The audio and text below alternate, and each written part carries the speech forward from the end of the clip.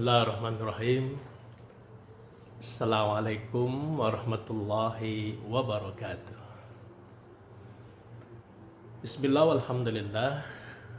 Wassalatu wassalamu ala rasulillah wa ala alihi wa sahbihi wa mawalah wa la hawla wa la quwata illa billah ma ba'd.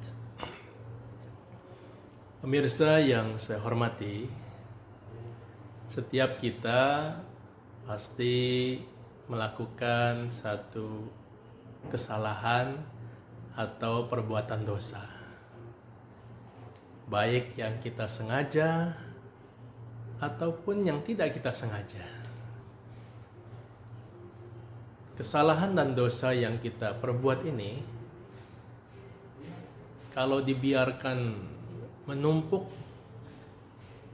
dan tidak memohon ampun kepada Sang Maha Pencipta Allah Subhanahu wa taala, tentu akan memberatkan diri kita masing-masing kelak di yaumil qiyamah. Karena setiap dosa yang kita perbuat, setiap maksiat yang kita kerjakan, ketika tidak diampuni oleh Allah Subhanahu wa taala dan dibawa sampai ke padang mahsyar, maka perbuatan dosa dan maksiat itu akan diperhitungkan di timbangan amal serta akan mendapatkan siksa dan azabnya. Oleh karena itu, pemirsa yang saya hormati, ketika kita masih di dunia ini, maka kita harus berikhtiar, berupaya kepada Allah Subhanahu wa taala untuk diampuni atau dihapus dosa-dosanya ketika masih ada di dunia. Jadi jangan sampai perbuatan dosa dan maksiat itu akan dihisab, akan ditimbang, akan ditampakkan oleh Allah di padang mahsyar. Jadi selagi di dunia, maka kita berikhtiar, berupaya agar dosa-dosa, perbuatan kesalahan yang kita kerjakan itu bisa dihapus di dunia. Ternyata perintah untuk memohon ampun kepada Allah Subhanahu wa taala atas dosa dan maksiat itu sudah Allah perintahkan di dalam Al-Qur'an. Paling tidak ada 3 ayat yang menjadi rujukan kita bahwasanya kita itu hendaknya memohon ampun, bertaubat selagi di dunia. Yang pertama, kita temui di dalam Al-Quran di surat An-Nur, surat ke-24, ayat ke-31.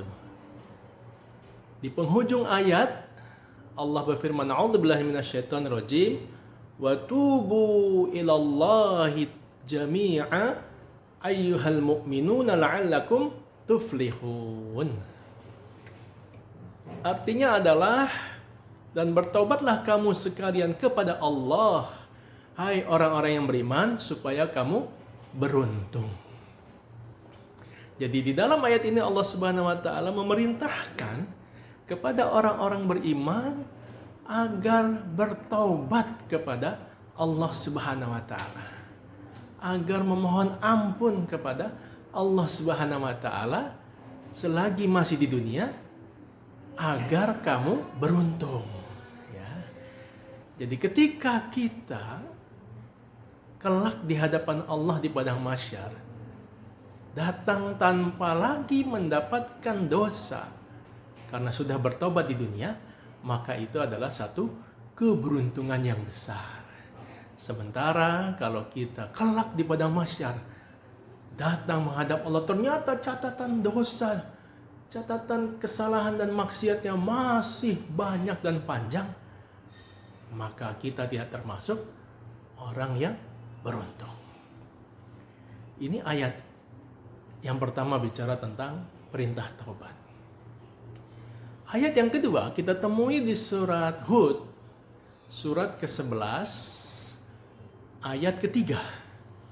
Allah berfirman, "A'udzubillahi minasyaitonirrajim, wa anistaghfiru rabbakum thumma tubu ilaihi yumatti'ukum mata'an hasana ila ajali musamma wa yu'ti kulladzi fadlin fadlah wa in tawallaw fa inni akhafu 'alaikum adzaba yaumin kabir.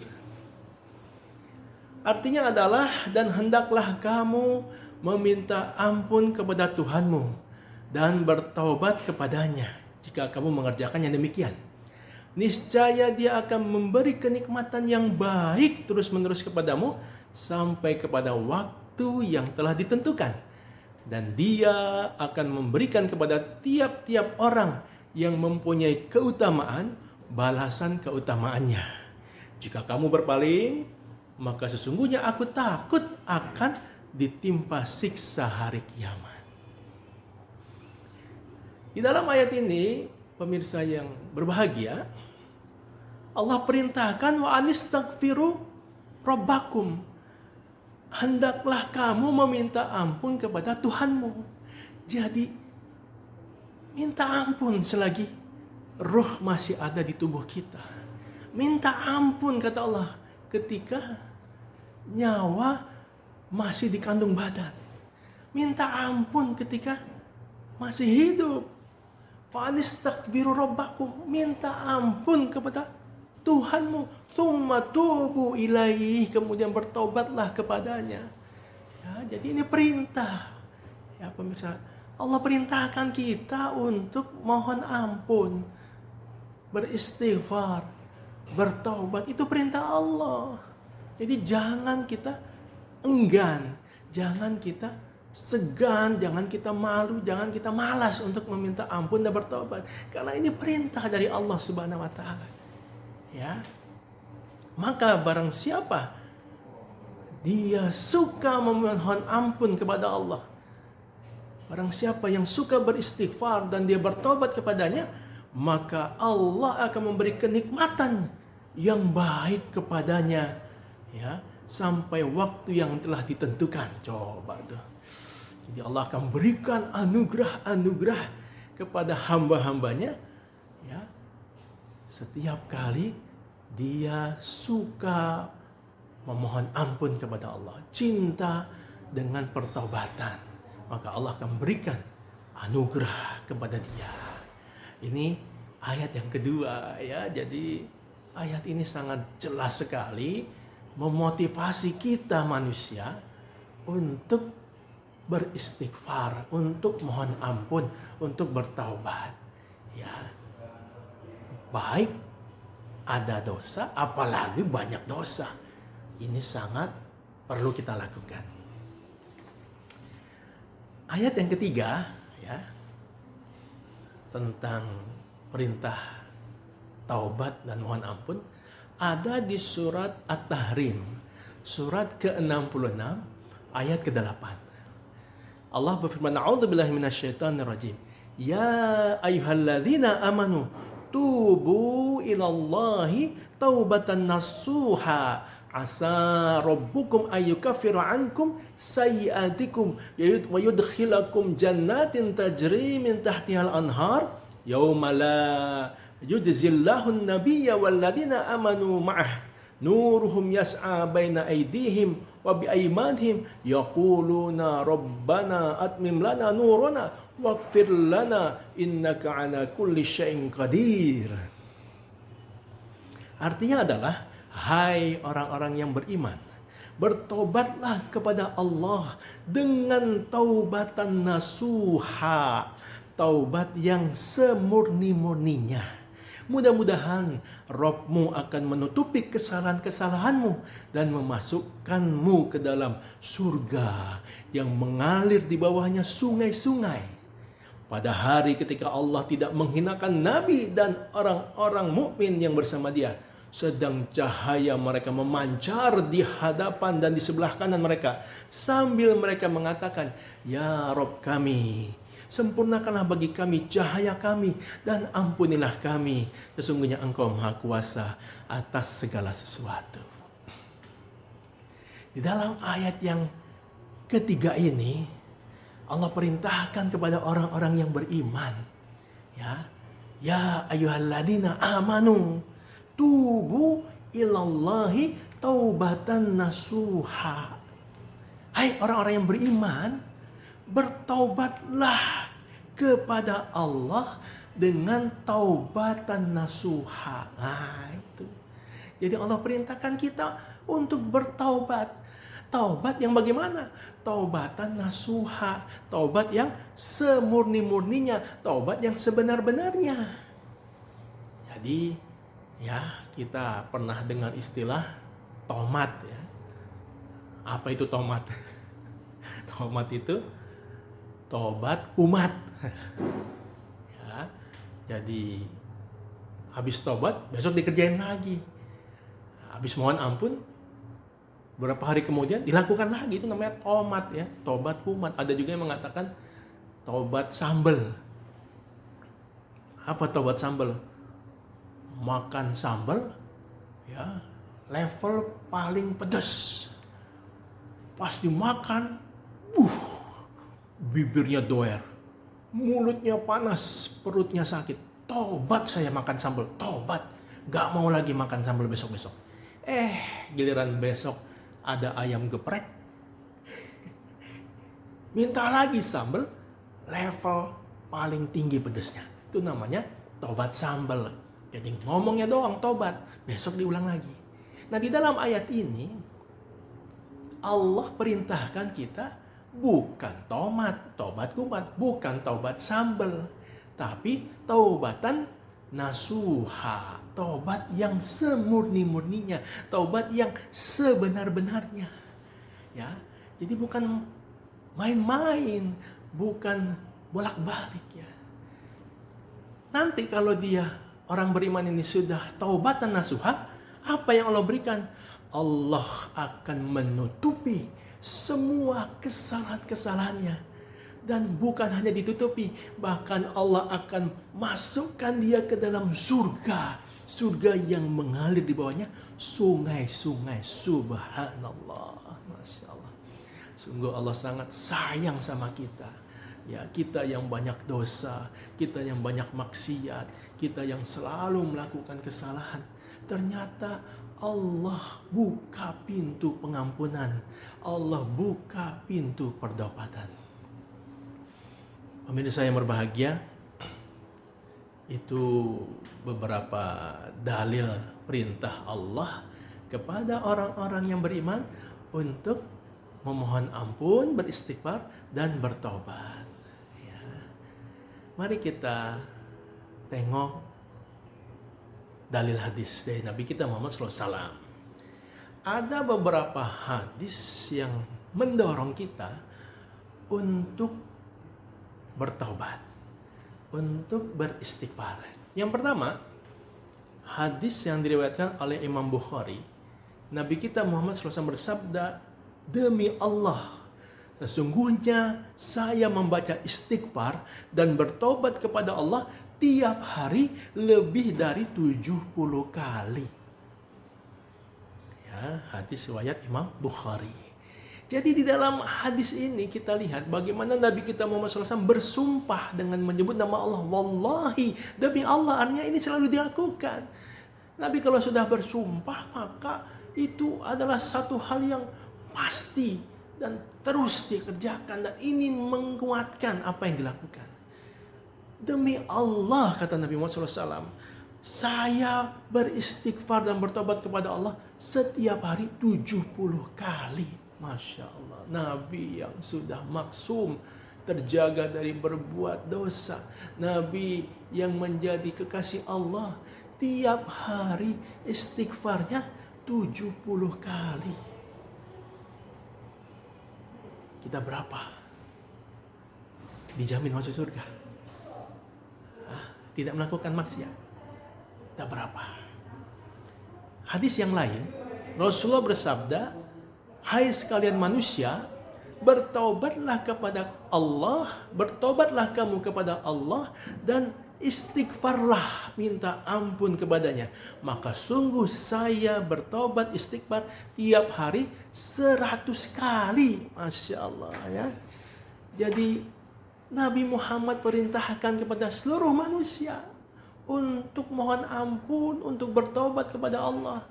Dan Nabi memberitahu bahwasanya beliau setiap hari bertobat, beristighfar 100 kali. Kalau tadi 70, kali ini 100. Jadi kita harus berbanyak istighfar. Kita harus berbanyak bertobat kepada Allah. Ya, jangan 3 kali. Habis sholat 3 kali. Ya, berarti kalau kali 5 waktu cuma 15. Berarti ditambah. Paling tidak setelah sholat istighfarnya 33 kali. Kali 5 waktu berarti sudah sampai 165 kali minimal ya. Dan tentunya kalau bisa jauh lebih banyak istighfar kepada Allah Subhanahu wa taala. Hadis yang ketiga. Ya. Rasulullah SAW bersabda, sesungguhnya Allah lebih suka menerima taubat seseorang hambanya melebihi dari kesenangan seseorang yang menemukan kembali dengan tiba-tiba ontanya yang telah hilang di tengah hutan. Hadis riwayat Imam Bukhari dan Imam Muslim. Di hadis ketiga ini pemirsa, ya, subhanallah, lihat bagaimana sukacitanya, bagaimana senangnya, bagaimana bahagianya Allah mendapati seorang hamba yang datang bertobat kepadanya. Ya.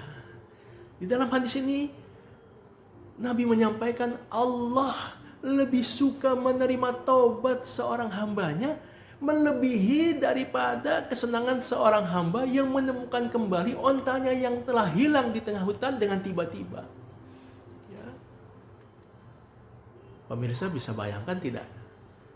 Lagi jadi musafir di tengah gurun pasir yang sangat luas dan panas. Dia menggunakan onta dan hartanya ada di onta itu. Dia berjalan di gurun pasir dengan ontanya 1 ekor itu tadi. Hartanya di situ semua. Lalu kemudian ternyata ontanya lepas, lontanya lari dan dia tidak bisa mengejar dan ontanya hilang. Maka kira-kira bagaimana perasaan musafir tersebut? Tentu sangat sedih, sangat nelangsa, karena terbayang bagaimana akan susah dan sulitnya hidup di gurun pasir tanpa harta yang dia miliki, karena hilang dibawa pergi oleh ontanya. Nah, ketika dia sudah mencari-cari, mengejar-ngejar dan dia lelah, letih, kecapean, dia pun duduk di batang satu pohon dan tertidur. Ketika dia membuka matanya bangun, dia dapati ontanya ada di depan mukanya. Kira-kira perasaannya bagaimana pemirsa? Seneng aja atau seneng banget? Iya, seneng banget. Seneng banget. Saking senangnya, dia salah ngomong. Ya Allah, Engkau adalah hambaku, aku adalah Tuhanmu. Saking senangnya salah ngomong. Ya, saking senangnya. Jadi bisa kebayang oleh kita bahagianya orang itu menemukan ontanya yang kembali hilang. Tapi ternyata hadis ini mengatakan Allah lebih senang, Allah lebih bahagia mendapati hambanya yang mohon ampun dan bertobat kepadanya melebihi orang yang kehilangan ontanya tadi. Subhanallah. Jadi Allah menanti taubat kita pemirsa. Allah sangat bahagia. Allah sangat senang kepada hamba-hambanya yang datang bersimpuh memohon ampun dan bertobat kepadanya.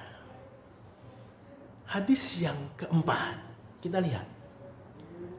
Rasulullah SAW bersabda, sesungguhnya Allah membentangkan tangan rahmatnya pada waktu malam supaya bertobat orang yang melanggar pada siang hari.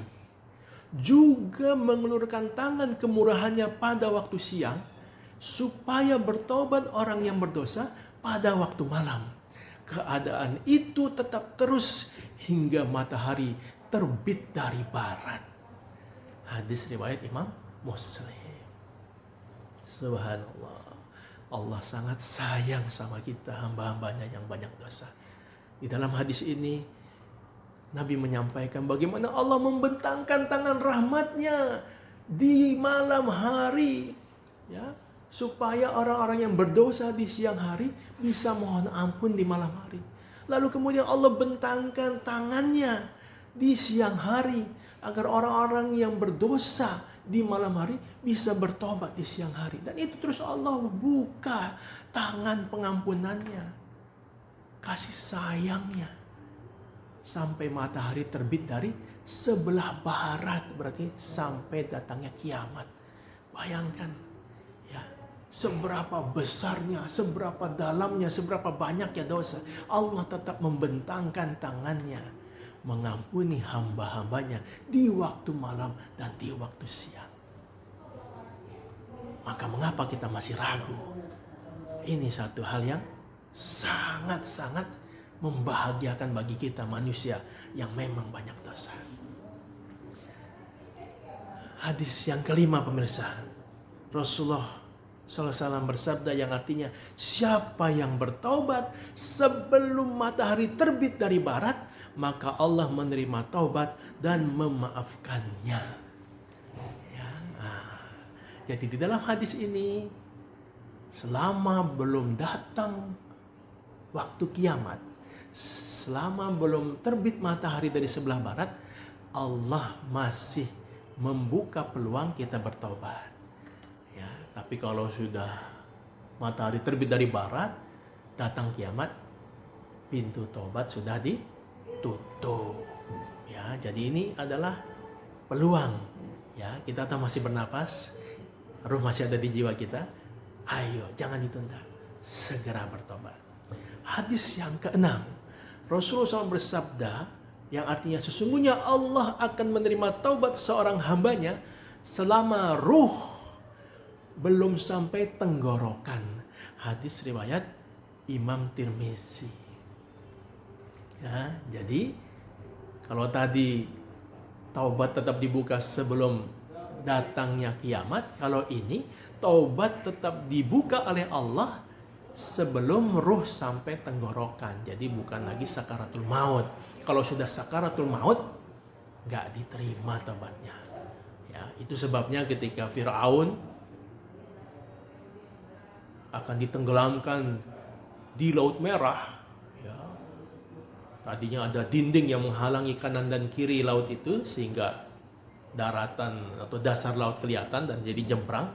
Tapi ketika Fir'aun dan bala tentaranya sudah di tengah laut ingin ngejar Nabi Musa dan umatnya, dindingnya Allah cabut, maka air pun datang menenggelamkan Fir'aun dan pasukannya. Dan ketika Fir'aun sudah sakaratul maut, dia bilang, ya, aku beriman kepada Tuhannya Musa dan Harun.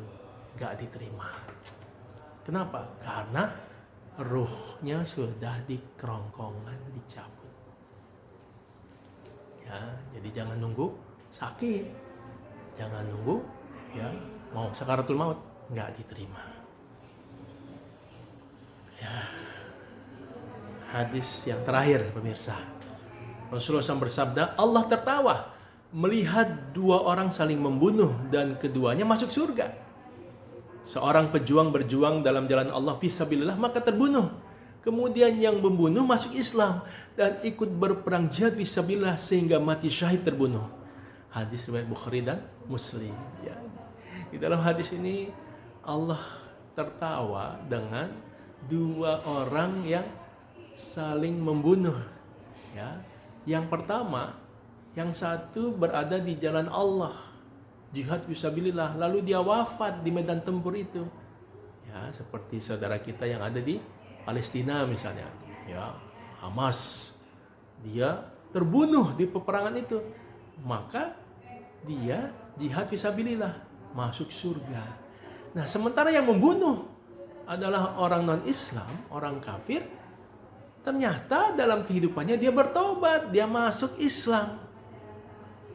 Lalu kemudian dia juga berjuang di jalan Allah dan wafat dalam perjuangannya. Dia pun akhirnya masuk surga keduanya. Kenapa bisa begitu? Karena Allah mengampuni dan menerima taubat orang yang kedua. Ya, jadi pemirsa yang berbahagia, Allah sangat pengampun. Allah sangat membuka pintu rahmatnya. Ya, mumpung masih ada umur, mumpung masih ada sisa usia, masih ada roh di dalam tubuh kita, ayo sama-sama kita biasakan beristighfar, mohon ampun kepada Allah dan bertobat kepadanya. Mudah-mudahan nanti ketika kita berjumpa dengan Allah Subhanahu wa taala di padang mahsyar, kita semua sudah dalam kondisi diampuni dosa-dosanya oleh Allah Subhanahu wa taala. Demikian tausiah yang bisa disampaikan. Mudah-mudahan bermanfaat. Saya Al-Fakir Muhammad Rubiul Yatim. Hadanallahu wa iyyakum ajmain wa billahi taufiq wal hidayah wa minkum. Assalamualaikum warahmatullahi wabarakatuh.